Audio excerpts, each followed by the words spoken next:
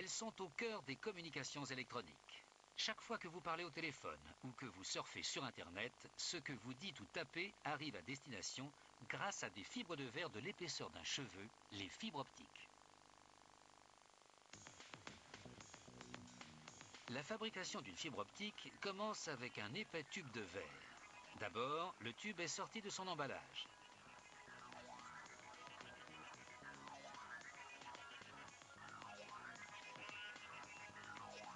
Puis il est plongé dans un bain corrosif d'acide fluorhydrique qui élimine tout résidu de gras.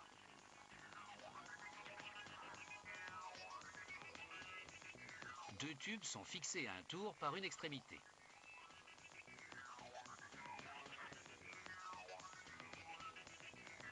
Ils sont chauffés par une flamme oxydrique pendant qu'ils tournent. Le verre devient blanc en approchant de sa température de fusion. À 2000 degrés, les deux tubes fusionnent. Le nouveau tube ainsi créé est mis en rotation dans un autre tour. On injecte un mélange de gaz chimique à l'intérieur tout en le chauffant avec une torche mobile. Le mélange gazeux contient des formes liquides de silice, un élément chimique présent en abondance dans la nature, et du germanium, un matériau proche de l'étain utilisé comme semi-conducteur dans les transistors et autres appareils électroniques. En chauffant, les gaz provoquent une réaction chimique qui dépose des suies blanches sur la paroi interne du tube. La chaleur fait fusionner ce dépôt qui deviendra le cœur de la fibre optique. Le tube de verre lui-même formera la gaine. Lorsque la quantité de suie fondue est suffisante, on élève la température jusqu'à ce qu'elle se transforme en verre. On chauffe ensuite l'extérieur du verre pour l'amollir. Sous l'effet de cette chaleur intense, le tube finit par s'affaisser sur lui-même et former une baguette solide. La structure interne de la fibre optique est achevée, mais le tube a toujours la forme d'une tige épaisse appelée préforme. La prochaine étape consiste donc à le désépaissir. On commence par séparer la préforme de la section du tube qui ne s'est pas affaissée. On l'insère verticalement dans un tour de fibrage qui lui donnera sa forme définitive.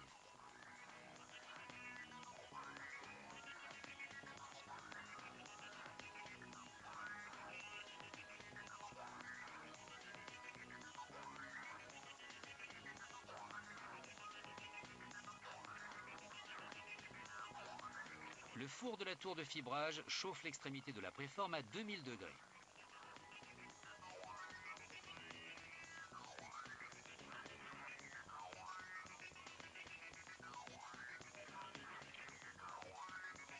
Le verre s'amollit.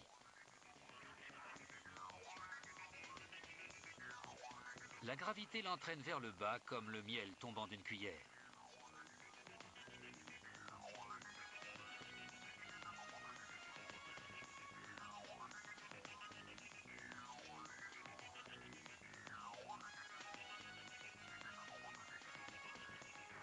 Ensuite, on leste le verre mou avec un bout de verre pour l'étirer jusqu'à ce qu'il forme un fil. Une série de poulies mesure la tension de la fibre lors de l'étirage. Un ordinateur s'assure qu'elle possède un diamètre précis de 125 micromètres, soit environ 1/8 de millimètre. Des lampes à ultraviolet chauffent ensuite la fibre pour cuire le revêtement acrylique qui la protégera de la poussière et autres polluants. Enfin, la fibre est enroulée sur un tambour. Elle sera ensuite expédiée ou insérée dans un câble. Les câbles en fibre optique sont chers, mais ils sont plus petits et plus légers que les câbles de cuivre. Ils transportent aussi plus d'informations et, à l'inverse des câbles de cuivre, sont insensibles aux interférences électromagnétiques. Il est également plus difficile de se brancher dessus sans être détecté.